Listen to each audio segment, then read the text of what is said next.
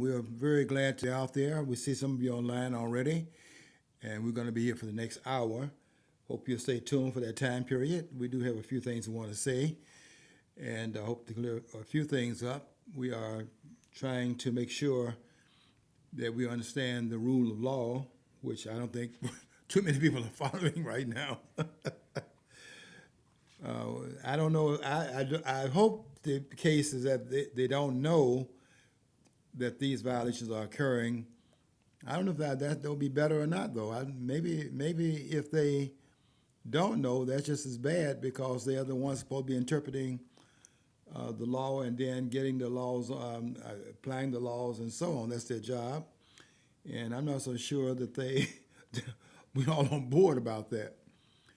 I'm going to be talking about a part of the Constitution, Article 1, Section 3, Clause 7, and we were discussing it at the end of last week's program. Didn't get a chance to say everything I wanted to say about it, but I wanted to start the program off today by dealing with the proposition that we have here. What do we do when it comes down to putting a former president on trial? And there are specific requirements for that. We need to understand what the requirements are because there are some things that are going on right now that if we allow this to continue and if this goes on without it being impeded, I don't know if we can claim to even have a constitution anymore because if you're talking about the President of the United States, you have to keep in mind who that office holder is.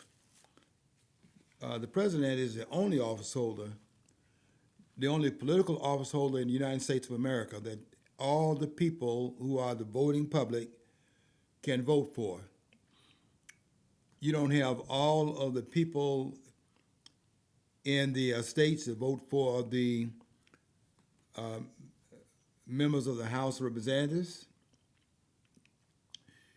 You don't have all of the people of the state voting for the senators of another state or representatives of another state. So the only office holder that we have in this country where there's a singularity of the voting public that endorses the person in that office is the president. He is the embodiment of the political structure of the United States. He embodies that because he is a single office holder in whom the custodianship of the whole country is in fact placed.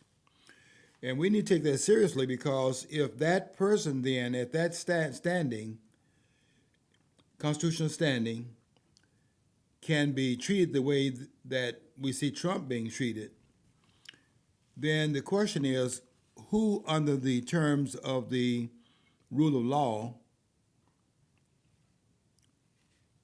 is not subject to the kinds of things that we're saying Trump subject to, arbitrariness of the treatment, the idea of having laws applied in some cases and not in other cases, the same laws not applying to all of the citizens. If we allow that, the question would then become, do we really have a constitution in this country? It can be something on parchment, but if the Constitution is something that is not enforced, do you really have a Constitution if there's no enforcement of it?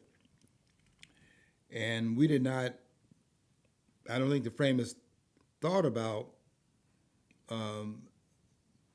having a day and time where the government had become so much of an outlaw, corrupt body that you couldn't have them to do that which is in fact constituted in the law of the land. And the law of the land is not the Supreme Court, by the way. The law of the land is the Constitution of the United States.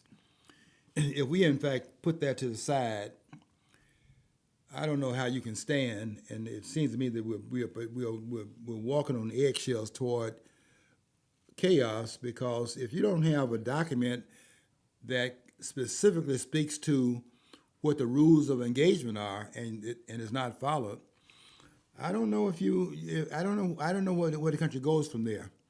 And the only university that I know of that is in fact stating this very clearly is Hillsdale College here in Michigan. I don't know if another university is standing up and making the claims that this is serious business. I think Hillsdale College does a very good job. I look at some of their videos, and they do a very good job of putting videos out on the Constitution requirements they're in, and we need to pay attention to this, what they're putting out, because I don't think we really are understanding how grave the conditions are in this country. You cannot have these people doing the things they're doing. I don't care how you feel about Trump.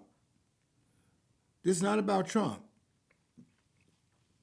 I can't believe that people think this is about, you can dismiss what's going on, whether you like Trump or don't like Trump. This is not about Trump. This is about the Constitution of the United States. And if this violation can occur, I don't know if we are able to continue as a republic, as a purported republic, because I don't know if we are really a republic based upon Article 1, Section 4, Clause 4. I don't know if we are a republic as intended by the framers, because if you cannot have the president rights protected, and none of us are at that level where the president is a chief executive officer of the entire country, if that is not sink or sink, if we touch that office the way we're touching that office right now, I don't think we can say that any of us are safe in the liberties that are, in fact, seared in the document signed by the 39 persons that were signatories of the 42 persons that were there at the end of the Constitutional Convention in 1787. I don't think they thought about a moment like this, and I think we're there now, and I'm very worried about what I'm saying. I want to talk about Article 1, Section 3, Clause 7, because I think that needs to be understood above everything else that's going on, because I think that that's going to indicate whether or not this can be understood to the point we can stop this train wreck that's happening, because we're watching a train wreck right now. This is a constitutional travesty. And I want to read Article 1, Section 3, Clause 7, just to remind you of what it says here, because this article is to impede what they're doing. Never intended for this day to have come, and it speaks against the travesty we're now seeing. Let me read it to you. I want to read what the framers put in place here.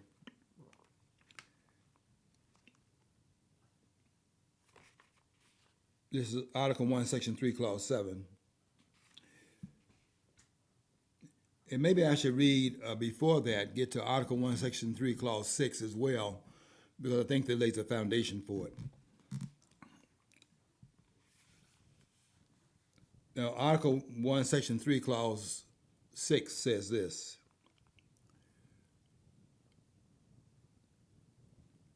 the Senate shall have the sole power to try all impeachments.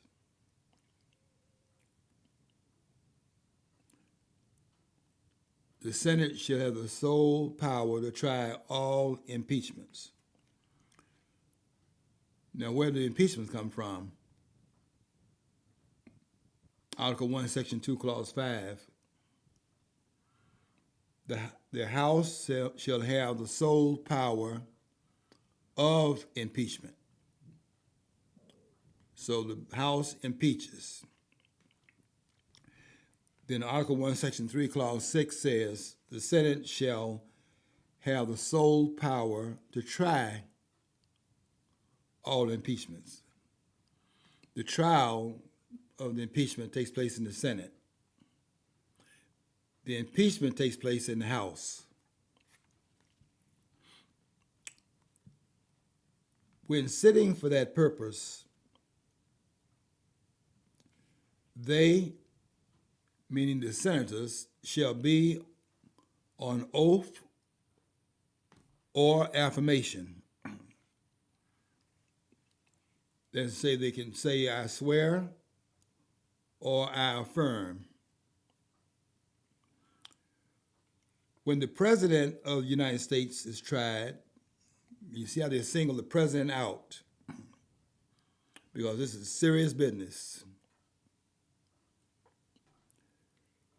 When the President of the United States is tried,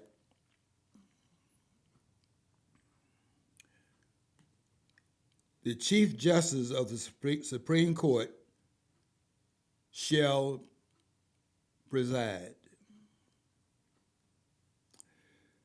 and no person shall be convicted without the concurrence of 2/3 of the members present.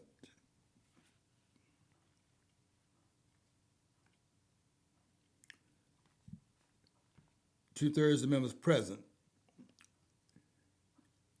I don't think that you would have an impeachment trial where any of the senators would not be present.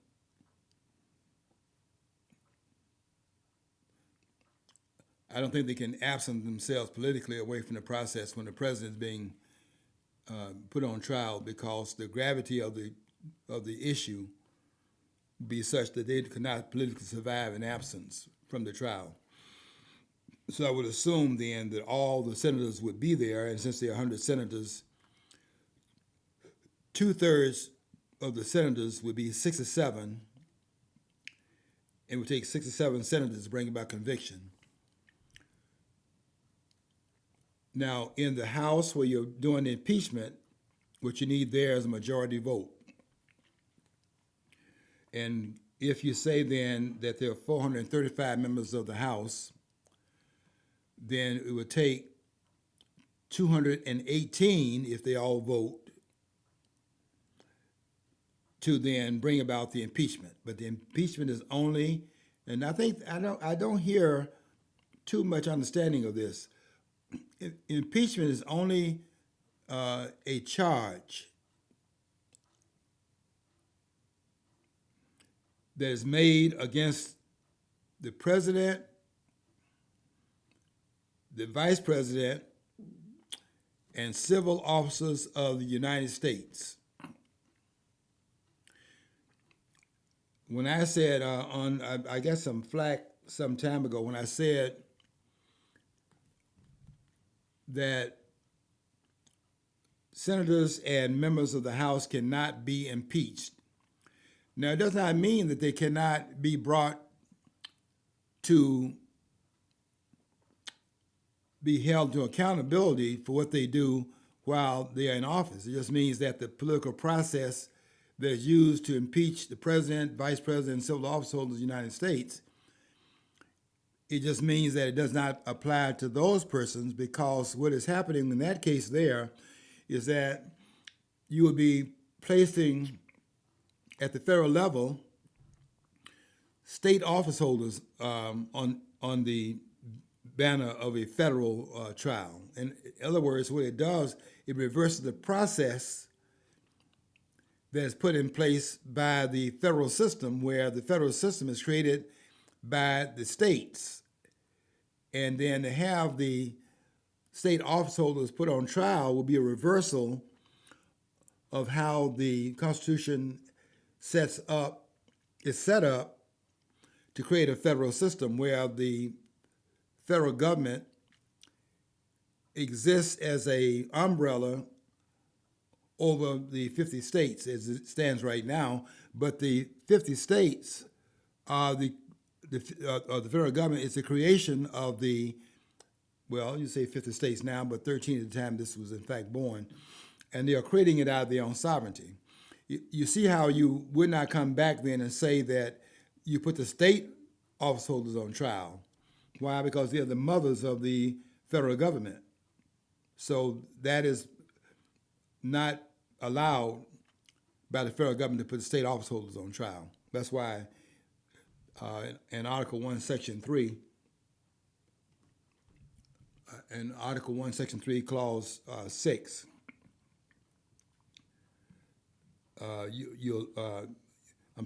Article 1, Section, in terms of the House, Article 1, Section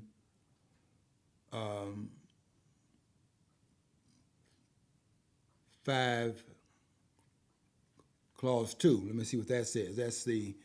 That relates to the House. Article 1, Section 5.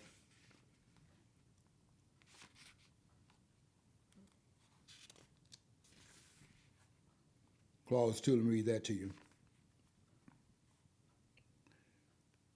You see, they're going to separate with the House, how the House treats its members, and then it's going to also talk about how the Senate should treat its members. Let me read the House first. Here's the House, Article 1, Section 5, Clause 2. Each House may determine the rules of its proceedings, punish its members for disorderly behavior, and with the concurrence of 2/3, expel a member. Look at how they divided that process differently than it was for the president, vice president, and civil officer of the United States. In terms of the state office holders,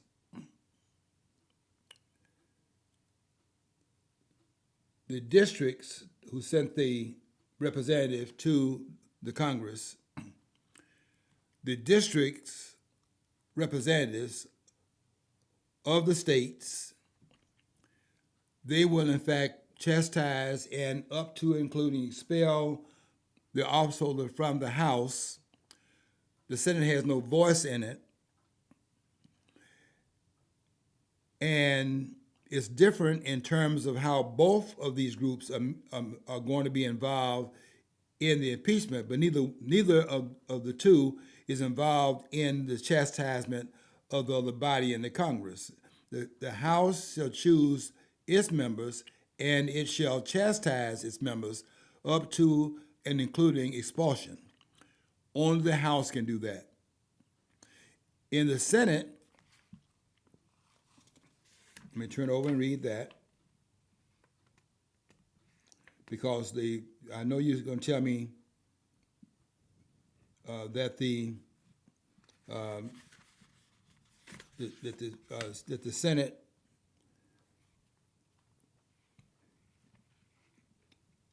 some people will say this. They'll say the Senate is the superior part of the Congress,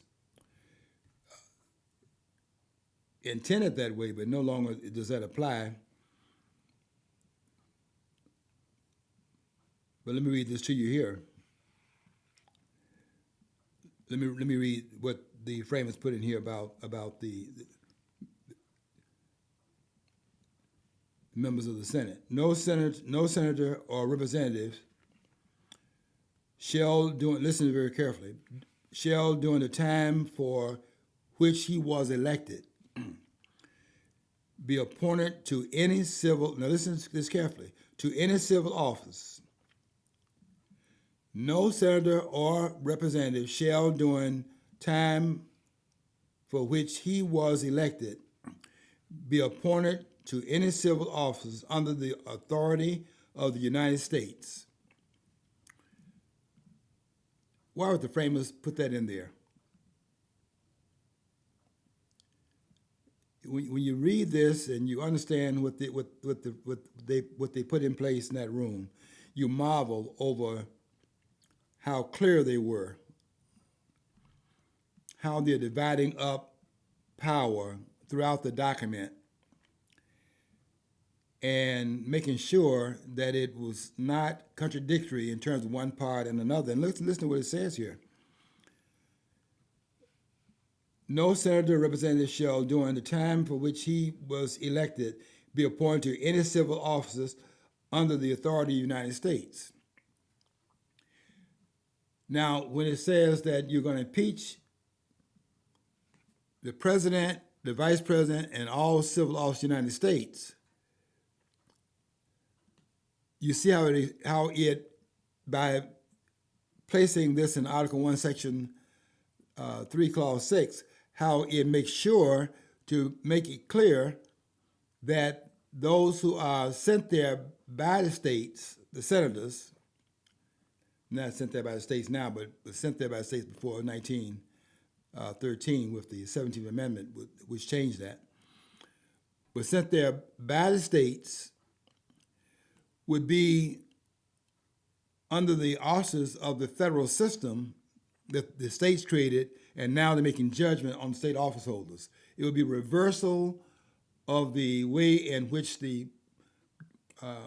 country is set up under federalism, to have the states now being the stepchild, if you want to call it that, of the federal government rather than the creator of it. So the framers made this statement, unbelievable that they would have thought this through as well as they did. No senator or representative shall, during the time for which he was elected, be appointed to any civil office under the authority of the United States. You can't be a member of the House and Senate, sent there by the states, and then take a civil office of the United States while serving in that capacity. Why? It'd be contradiction to do that. To be a state office holder, at the same time, be a federal office, be a office holder of the federal government,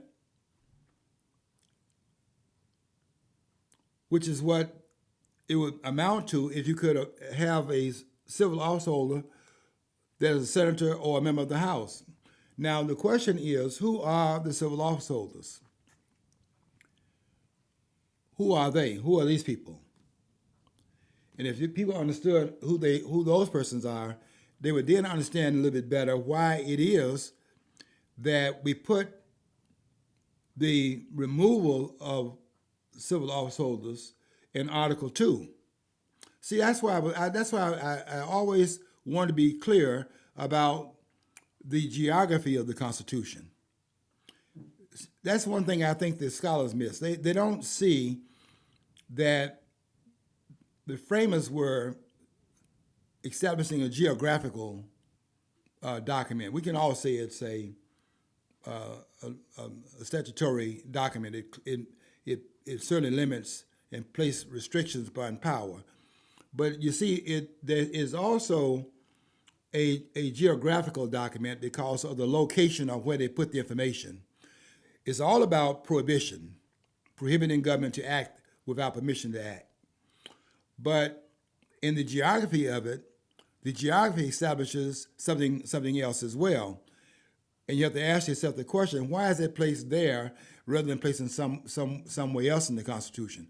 Why is Article 1, Section 2, Clause 5, why is that placed in Article 1, Section 2? Well, the answer there would be that it's placed in Article 1, Section 2 because Article 1, Section 2 sets up the House of Representatives. Why is the trial set up in Article 1, Section 3? That's because Article 1, Section 3, Clause 6, that's because Article 1, Section 3 sets up the Senate. So you put the trial there. You see how they are geographically placing certain parts of the Constitution in different quarters of the document. Okay, Article 1, Section 3, Clause let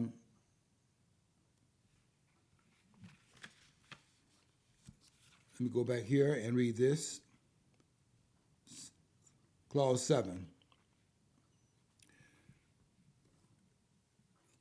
Judgment in cases of impeachment shall not extend further than to removal from office and disqualification to hold and enjoy any office of honor. Okay? So to place a president on trial for impeachment,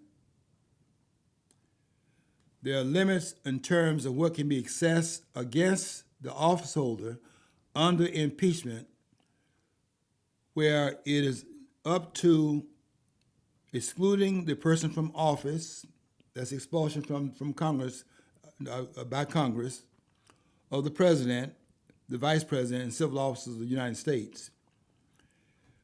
Beyond that point, you can also state, have another session, and you vote the person not to hold any office under the Constitution guidelines in Article 1, Section 3, Clause 7. No office holder, therefore, beyond that point. But if you don't do that, in terms of come behind and say he can't do that, then the person is open to run for an office than the ones expelled from. That's what happened to Ashley Hastings.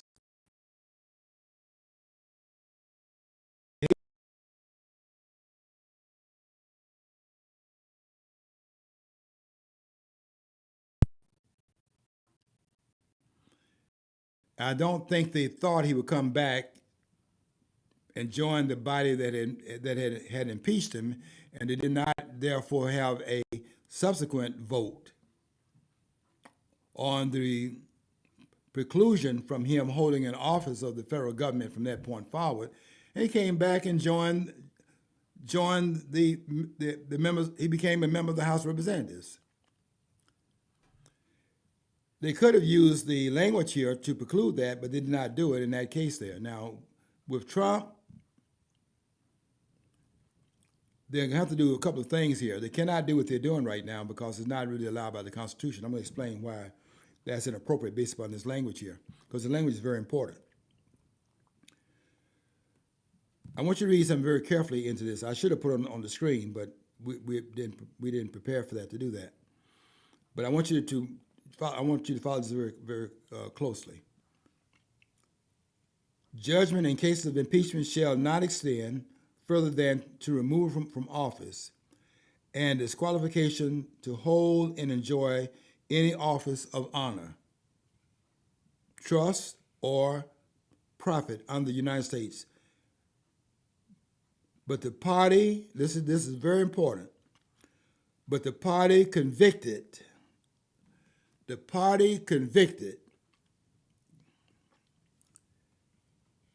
shall nevertheless be liable and subject to indictment.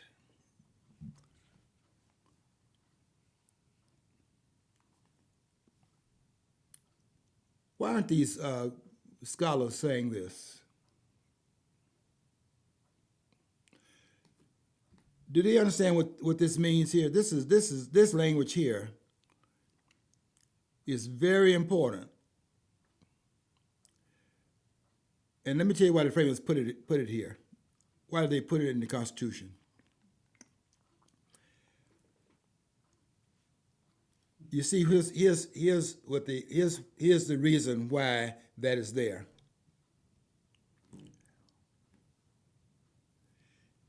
You remember when we talked about Articles 1, 2, and 3 separating powers, and how each corridor of power, Article 1, Article 2, Article 3, segments the power so that neither one of the three branches of government can intrude in other branches and accumulate too much power, because then we have government that can run amok of the limitations on the power placed upon that particular branch. But putting a hedge around the separation of powers so that the other two parts of the federal government cannot intrude, there's a hedge around it to maintain the separation.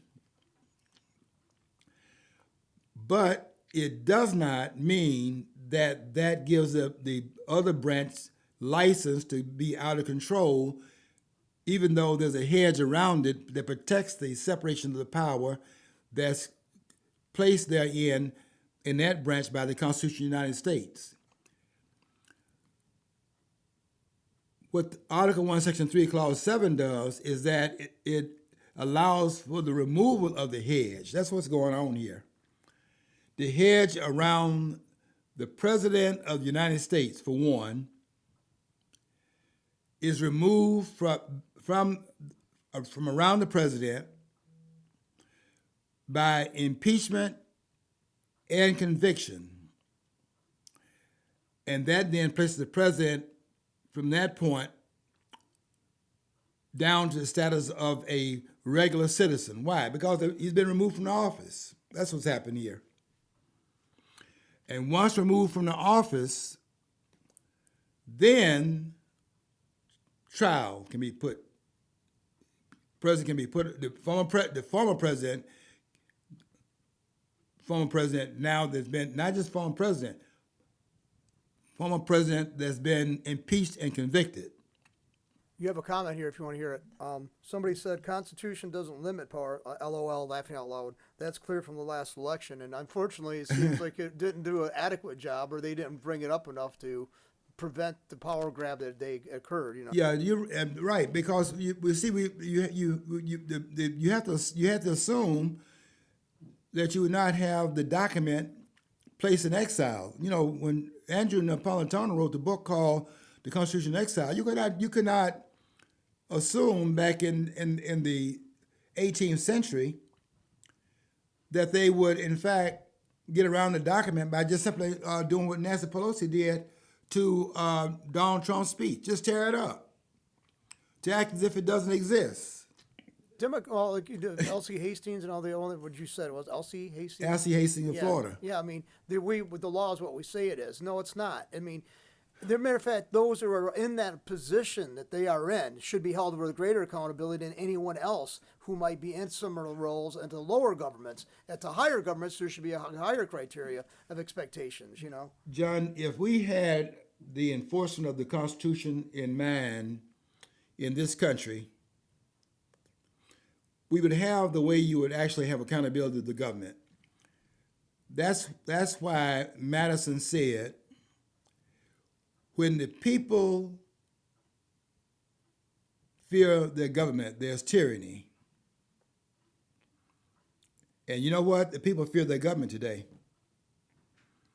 Let's face it, all the agencies that you would think shouldn't be armed are now fully armed, have massive amounts, Yes. bought over massive amounts of ammunition over the past 10, 15 years, billions of rounds. I'm not exaggerating. And they fear government with intent. The government is to be feared because the government does not follow in the footsteps of the Constitution and the rule of law. These are dangerous times we're in. Well, see, and it started, the RICO statutes, was supposed to be set up to actually combat organized crime. It's done that to some degree, but largely it's actually been used for political opponents and, different races and the governments have used it. I don't know where we're going with this, but it's not going to end well if we don't get off this track. The caller is making a very important point. But the framers did not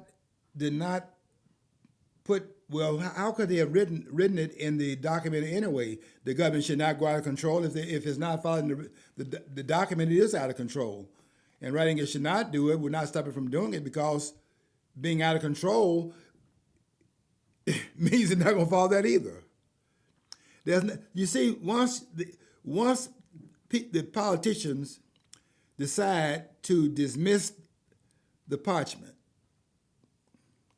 in other words, what they've done today is that they have decided that they're not going to follow the document. The way they're going to get around the Constitution, because you can't get around these limitations of power. So the way they get around it today is simply dismiss it as if the document doesn't exist. They don't ever talk about what the Constitution calls for. They talk about the Supreme Court has ruled upon. That's why that book called The Politically Incorrect Guide to the Constitution says that constitutional law has nothing to do with the Constitution.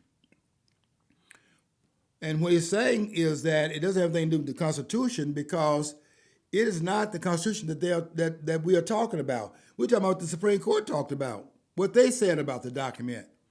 It's not Madison, Hamilton, John Jay. It's not the 39 people that signed the Constitution of the United States in 1787 on the 17th of September of that year. 39 of the 42 that were left there at the end of the deliberations. 55 showed up there at some point, but 13 of them had left, and 16 of them had left. Not 16. 13 had left. 42 were left there. 42 were there at the end. Of that 42, 39 of them signed the document. 3 of them refused to sign.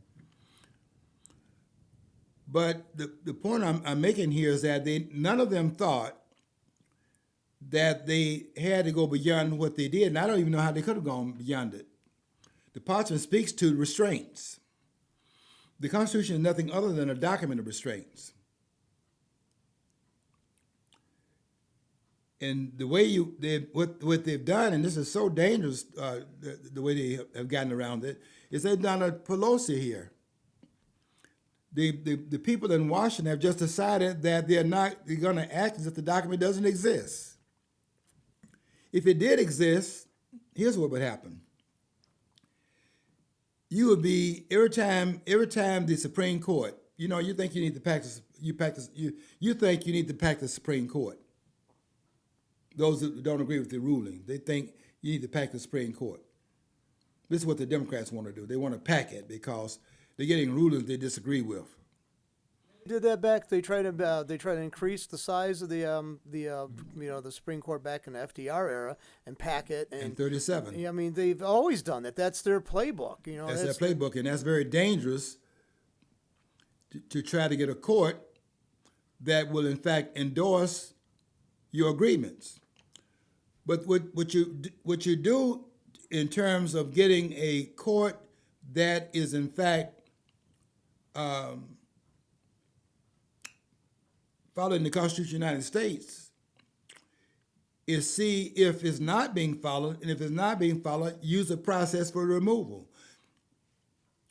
That's what the Constitution allows for. It allows you then, if you're not following the Constitution of the United States, if you're not living up to your oath of office, then you can be removed from that office. That's why it says the president, the vice, see, it singles out who can be impeached.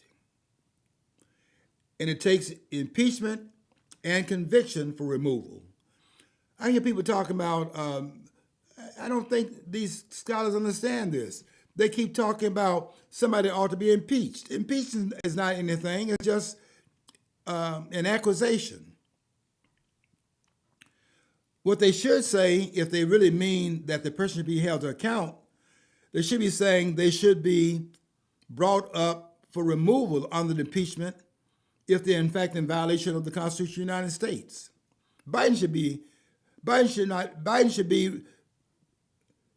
We should subject Biden to removal under the impeachment claims of the Constitution. In my opinion, every president I've seen since I was cognizant of, the ability to remove, impeach presidents, and I think every one of them had committed what I would say is impeachable things. I mean, or removable things. That's what they don't fear us, John. They don't fear us because we're not enforcing the document placed in front of us by the framers. We have an outlaw state.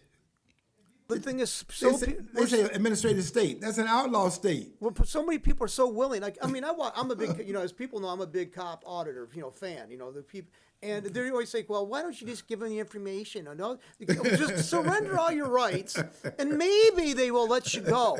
Yeah. Okay. Well, that's what we've done. We allow these. We just so benignly like. Well, I'm sure they had a good intentions. Right. Why don't you're just making a mountain out of molehill, I mean, I thought Ronald Reagan should be removed from office. Yeah. I did back when he was a president. Yeah, John, if we don't get back to this document, I just don't want to say it, but if we don't get back to the framers, and that's the only route out of this. There's no other place. There's no, what's that song? She's so fine. Dun, dun, dun, dun, dun, dun, dun. There's no other way to go. You know, they're doing all that dancing in that song and so on and so forth. There's no other way to go. There's no other way to go to save this republic. There's only one way to do it. But they keep on changing it. They don't say a republic. The Democrats and the left are always referring to it as a democracy. John, this is banditry. Either they don't know, or they know and they're trying to put something else in the place of what the framers put in place. Because the word democracy is not mentioned a single time in either one of the two founding documents. It's not mentioned not one time in the Declaration of Independence. It's not mentioned one time in the Constitution of the United States, and that's for a reason. You see, this idea, they keep talking about majority rule. The Constitution is not even based upon majority rule. It's based upon supermajority rule. They want to try, that's why they're trying to get rid of the electoral college, because they want a single majority to decide upon who the president is. That is so dangerous. Because they lost in 2016 to Donald Trump. They say Donald Trump didn't get the most popular votes, and yet he became president. Got 306 electoral votes, and the electoral votes elect the president of the United States. The popular vote is the indirect vote, and Donald Trump got 306 of the indirect votes. But what are those indirect votes? Has anybody talked about what those votes are? The electoral votes are the votes of the states. Why? Go back to what I said earlier. The states set the federal government up. Now, I know they got people brainwashed out here. This idea of states' rights, and they got this mixed up with segregation, George Wallace, Ross Barnett, Orwell Farvis of Arizona, I think it was. Who's the person over Georgia? All these Southern, they got people believing that when you say states' rights, you're talking about segregation. We're not talking about segregation, talking about states' rights. We're talking about the states are the custodians of the federal system. They are the creators of the federal system. If they had not relinquished some of the authority from the states, it wouldn't have been created.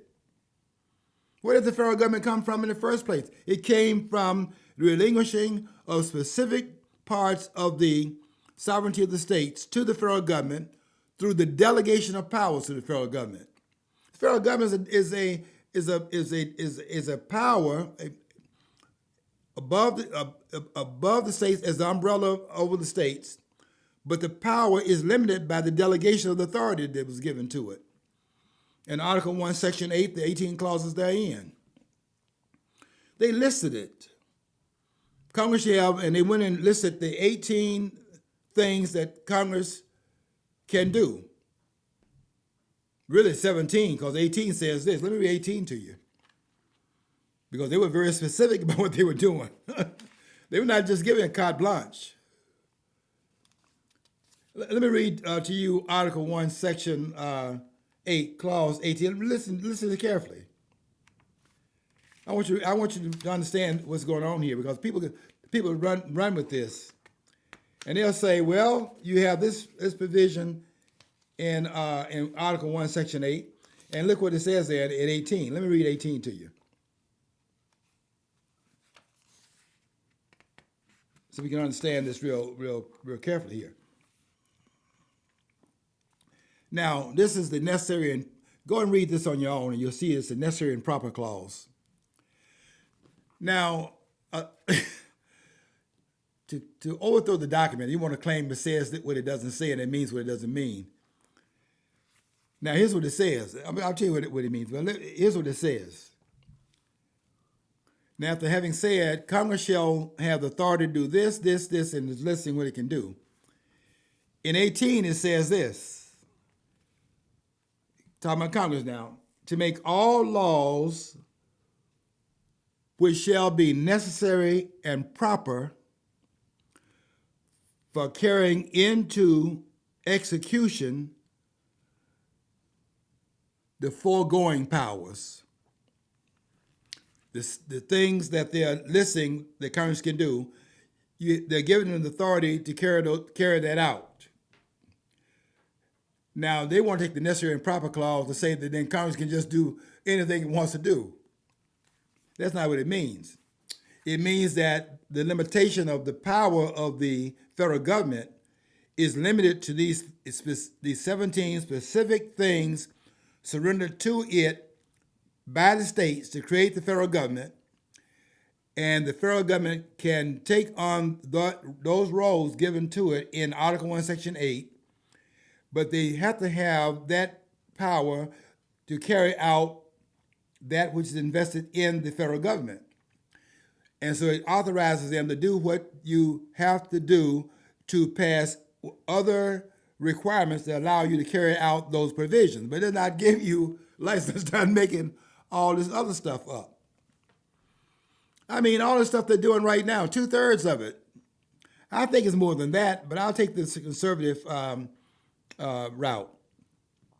2/3 of what they're doing in Washington right now is unconstitutional. 2/3 at least. Probably is more. It's probably more than that. Probably 3/4. And then they're not even calling it a Republican. They're talking about it as an administrative state. Administrative state. What about a constitutional republic? What happened to that? In Article 1, Section 4, Clause 4 of the Constitution. What happened to a constitutional republic? And then they come with this our democracy. Well, that's maybe what you're saying about yourselves, because what you mean, and I'm bothered by that, because when you say our democracy, you're talking about the members of the House and the Senate. You're not supposed to have a private democracy in this country. And that's what you're saying to get us used to the idea that that's intended. That's not intended. It's not even mentioned. And nowhere in the federal government is a simple majority ever required for an action to have occurred. Now you say, well, majority in the House of Representatives, yeah, but the action is not taken against the president. It's just an accusation is made. We take an action, what they did there was a 2/3 vote is required. The framers clearly, this is very clear, the framers clearly did not intend for majority rule. They wanted to have a check upon the majority, and that's why a supermajority is required. Let me say this also. This is a point I should have made maybe a couple of weeks ago when we were talking about this. What happened in the case of Richard Nixon? We need to have a study just upon Richard Nixon, because there's something that happened there that's very, very important to understand how we got so far away from the Constitution, even in that regard. Because here's what's required, should have been required. You see, the Constitution says in Article 1, Section 3, Clause 7, that once the president is impeached and convicted, then a trial of that former office holder, he's not the office holder anymore because he's been removed. He's been convicted and removed. Then a trial. The question now is then, when Richard Nixon stepped down in 1974, Richard Nixon resigned, right? You remember that? 74, Richard Nixon resigned. Now, I could do a whole class on this. And we need to understand what happened here, because Richard Nixon was removed by a coup d'état. There was a coup d'état in this country in '74.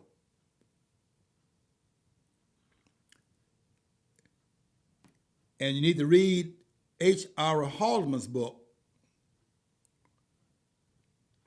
to get a glimpse of that. Not that he goes into a lot of detail. You have to connect some dots here. But in his book called The Ends of Power that came out in 1978, go read Haldeman's book. And where he talks about the fourth estate. Now, it's hard, it's very difficult to remove a federal office holder. The framers made it hard. They didn't make impeachment hard.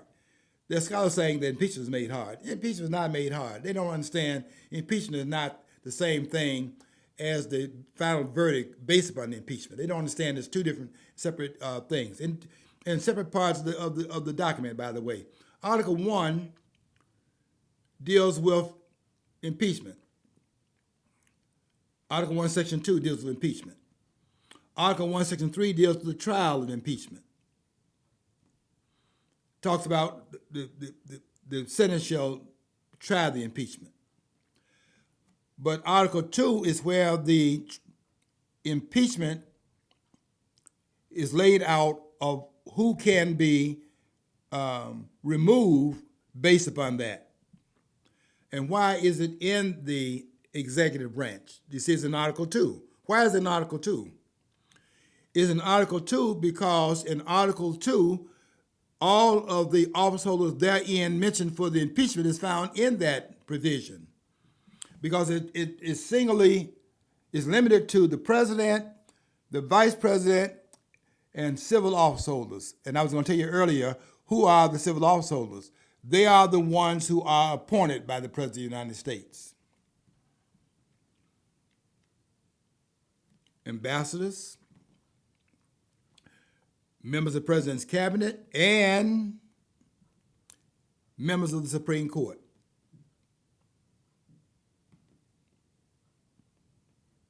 That's why they put it in Article 2.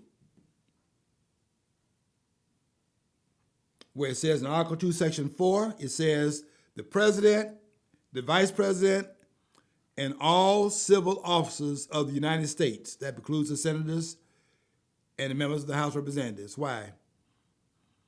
Because they're not appointed by the President. Civil officers are appointed by the President. They're not elected officers. They are appointed officers. Civil officers of the United States. And it itemizes who those persons are. So the President, Vice President, all civil officers of the United States shall, listen to this word shall be removed. The document speaks specifically. It is a document that's commanding certain behavior. And because it commands it, whenever it does not get what it commands, the person is not carrying it out and not pretending to uphold that, they need to be removed. That's the provision that the framers put in place. The impeachment process allows those office holders, judges, civil office holders in the cabinet, that's Merrick Garland right now, needs to be removed, by the way. Needs to be removed. Almost all the members of Biden's administration, every last one of them. Kamala Harris. I'm not going to void any of them out. Joe Biden. You can't allow this kind of behavior. I can't believe they're talking right now in Congress about they want to form an inquiry into whether or not Joe Biden should be impeached. What's the inquiry about? You need to inquire about that? No, you need you need to impeach Joe Biden and put him on the pathway to trial in the Senate. Now, do I think that they'll get a conviction? No. But let me ask you, how did they get a conviction of Richard Nixon? How did they bring that about? I'm not a conviction. How did they get him out of office? How did they do that?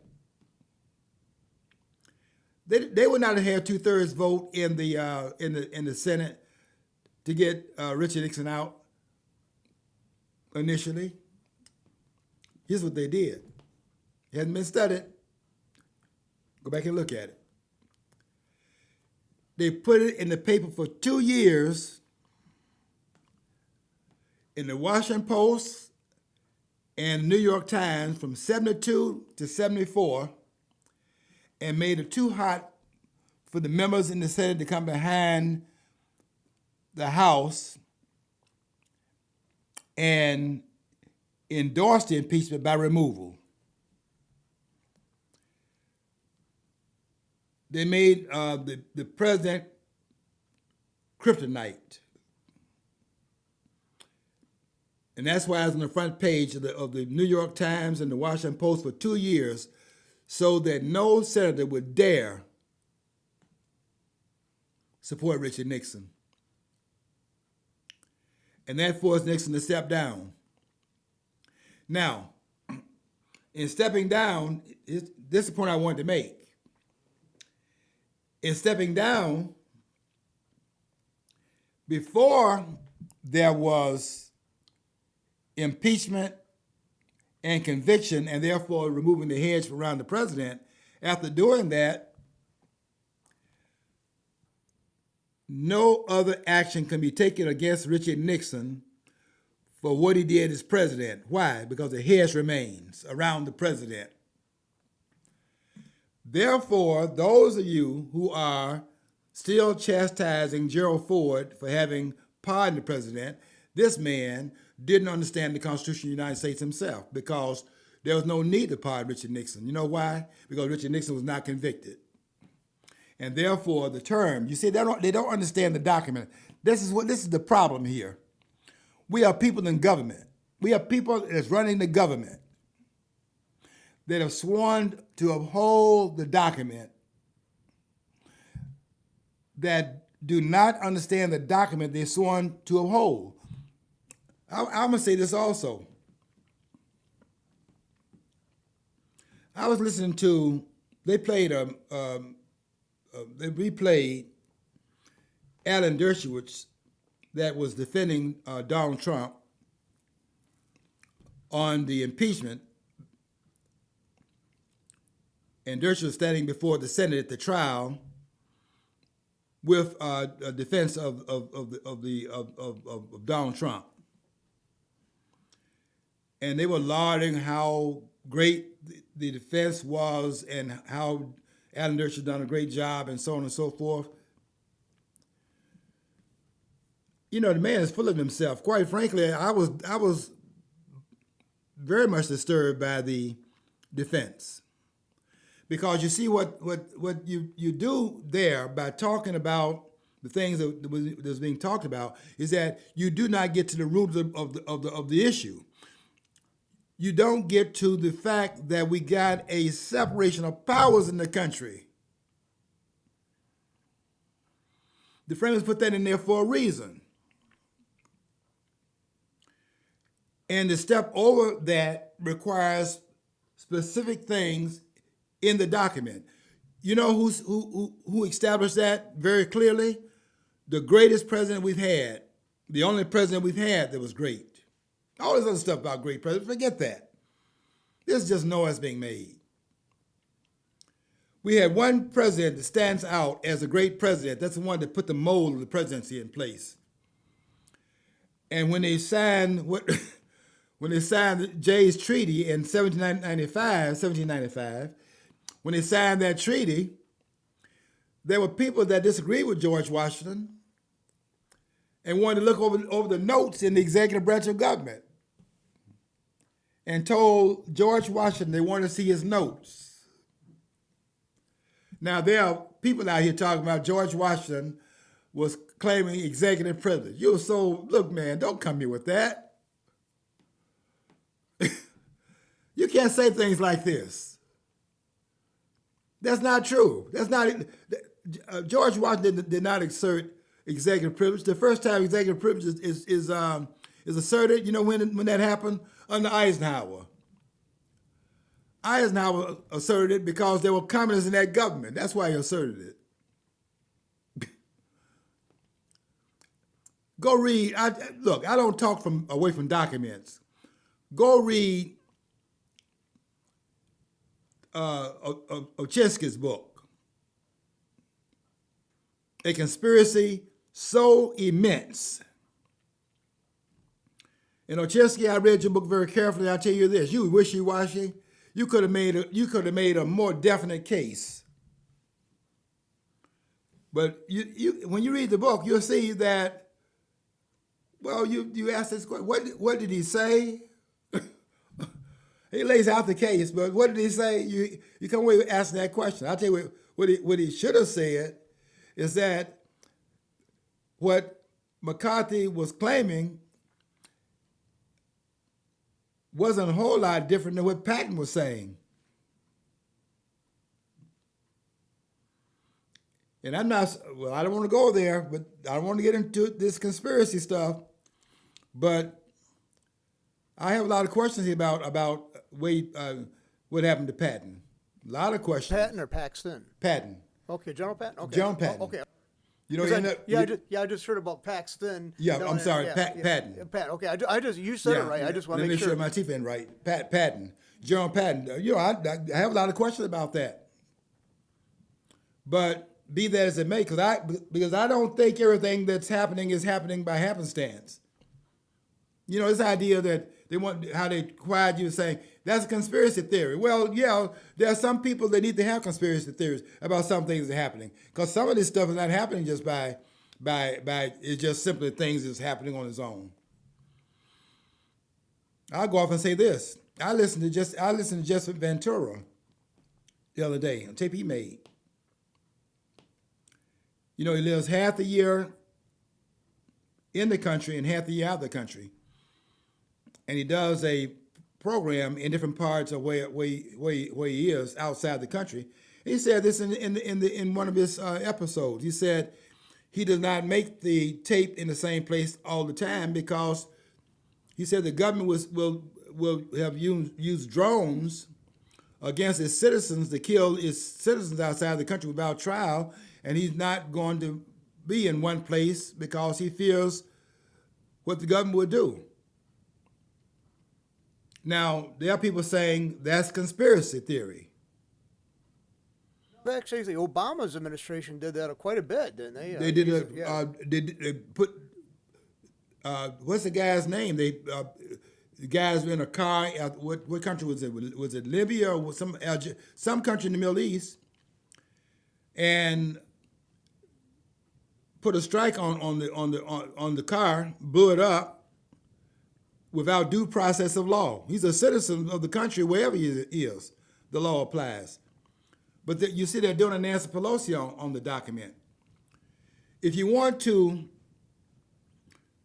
get the Constitution back in order, you're going to have to establish accountability.